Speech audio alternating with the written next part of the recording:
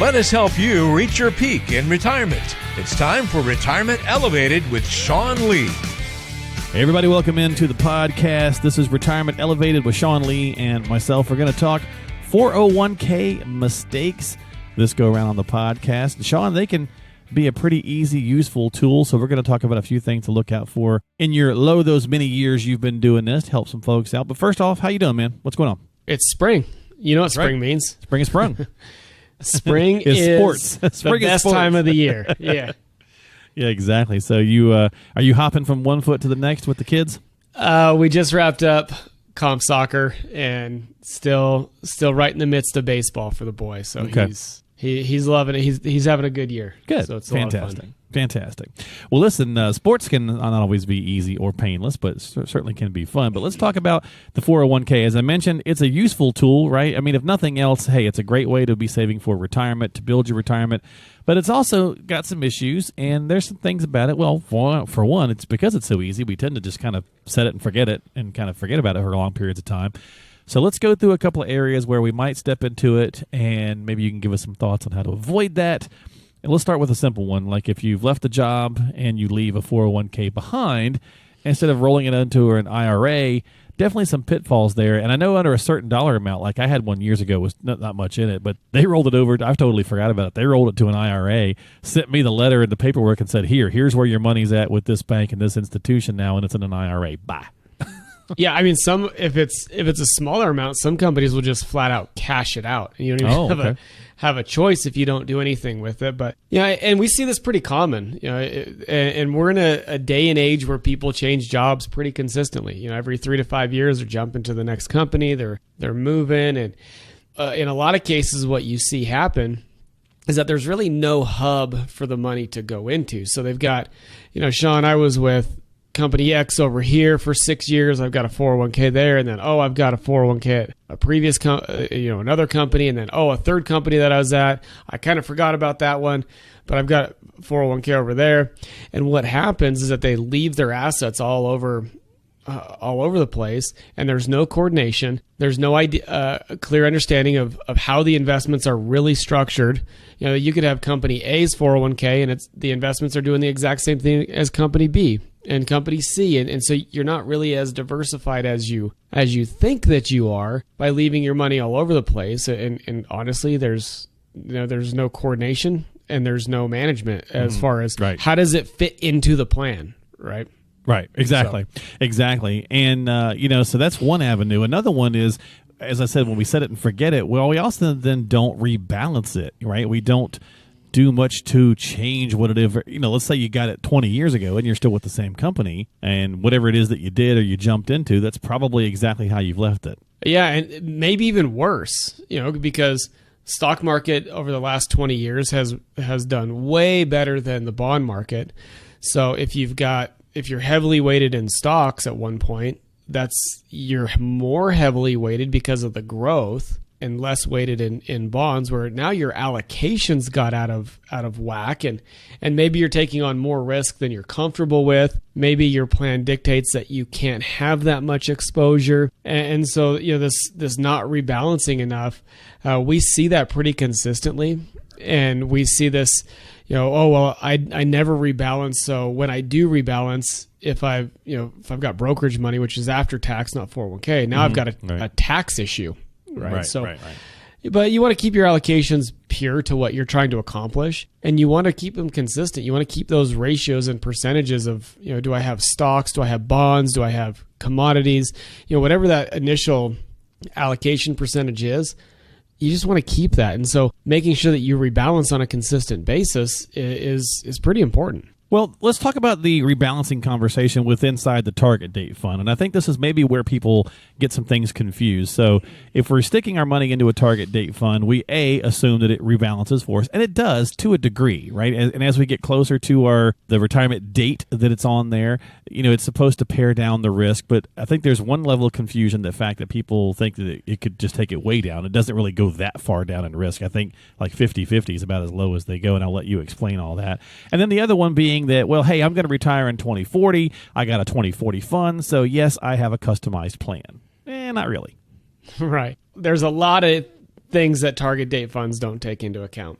One, coming back to what your plan needs are. Two, actual kind of strategic allocation. So target date funds are just a fund of funds that go from equities to bonds, and you decrease the ratio of equities and increase the ratio of bonds as you get older. So, the 2040, if I get a 2040 fund that says that I'm going to retire in 19 years in 2040, and over the course of time, that fund has less equities each and every year as you get closer. Now, here's the problem, in my opinion, with that is that, one, it's algorithmic. So it doesn't take into account current scenarios in the market, current economies.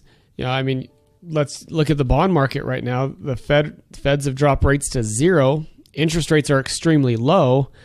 Bonds aren't spitting out any income for the most part, and now they're algorithmically moving into more bonds as you get closer to retirement. It just doesn't take into account a lot of customization of the plan or the portfolio. Mm-hmm. And so, yes, it's simple.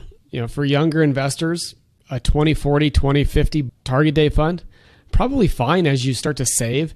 But as you get older and as you start to accumulate wealth, you should really consider graduation. You graduate from college when you've hit a certain point. You graduate high school when you've hit a certain point education-wise. As you build your wealth, you should graduate from these target date funds into a more customized investment strategy.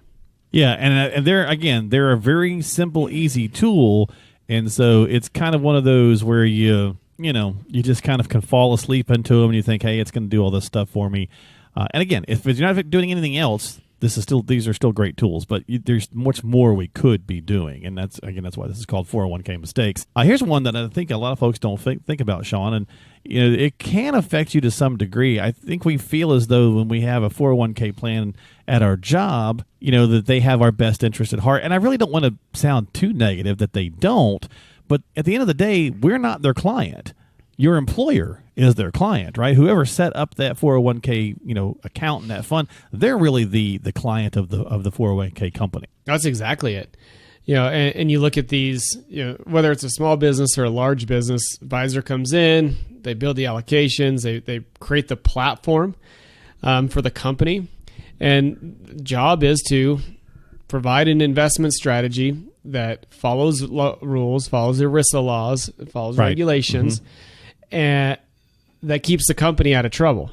Now, as the individual employee, you may get some investment advice. You may get some allocations, but there's not going to be a lot of financial planning that goes with that. And the reason that that's the case is that the employer doesn't want to get in trouble, and the investment management company doesn't want to provide that to get the employer in trouble. So now you've got this scenario, and we do a lot of business-to-business outreach and a lot of financial wellness here at our office as far as education goes. Mm-hmm. And there's this common misconception that it's, my 401k provider provides that. Right. Well, if you call your 401k provider and say, hey, we want to do some financial wellness on retirement income planning, or we need you to create a class on this, or, can you send an advisor in to talk about strategic tax planning, which we talk a lot about on the show. Right. They don't do that. They can't do that. And so when you start to look at the 401k as an investment tool that has investment options, that has tax ramifications attached to it, but the 401k is not a plan. The 401k is just a piece to your plan and a tool to use to help get you there. Yeah, it's a good savings tool. I mean, it's kind of right there in the title. Right, exactly. And then the final bit on this, Sean, is that just some different places where we can make some mistakes in these is assuming that our fees and costs are minimal, because you probably never see them on your statement because they're hidden in there like a needle in a stack of needles. Right. And that's changed a little bit with DOL regulations. True. They have to be disclosed. Fees have to be disclosed that are charged by the advisor. They have to, but digging down into, well, what am I personally paying to the 401k provider? What are my internal fees when it comes to the investment costs? And then you get down into some providers that offer, professionally managed portfolios at an increase of cost. And so really understanding and having an x-ray done of of what the fee structure is inside of the 401k, in a lot of cases can be eye-opening, because a lot of people think, hey, I don't have any fees. Who do you think paid the mutual fund? Right. Well, I didn't think about that. Well, you did. You should probably think about that, though. Yeah. And that see that platform fee that comes out on your statement, that's your fee to the 401k provider. So understanding, there's a slew of fees that could potentially be in a plan. And, I talk a lot about fee structure, and I never say that a fee is good or bad. And the reason that I don't, fees are perceptions of value. And if you're getting enough value out of what your fee is, cool. That's fine. And it works for you, right? Then that works. But if you're not getting the value out of the fee that you're paying, then you need to look at finding ways to get value for the fee that you're paying. And so that's when we start to talk about fees, and we talked about investment management costs and financial planning fees. It's just value. Are you giving enough value to charge the fee that you're receiving? All right. Well, there you go. Some basic mistakes, some 401k mistakes that we can get into. Nothing too groundbreaking, but at the same time, useful stuff, because a lot of times it's the little things that we do wrong that end up causing us some bigger issues down the way. So if you've got questions about your 401k and how to be more efficient with it, on some strategies, actually tune into the next podcast we're going to do here in a week or so, because we're going to talk a little bit more about that and how that's going to affect the ticking tax time bomb that you might be looking at as well. So if you haven't subscribed to the podcast, definitely do so. Consider doing so on Apple, Google, Spotify, whatever platform you use. Retirement Elevated is the name of the show. Just type that in the search box, or stop by the website at elevatemyretirement.com. That's elevatemyretirement.com. If you have any questions before you take any action, always check with a qualified professional like Sean and his team at Elevated Retirement Group at 855-50-RETIRE. That's 855-50-RETIRE. Sean, thanks for hanging out with me. I'll see you next time here on the show. Take care. Always, man. Thank you. I appreciate your time, and we'll see you next time here on the podcast. This has been Retirement Elevated with Sean Lee.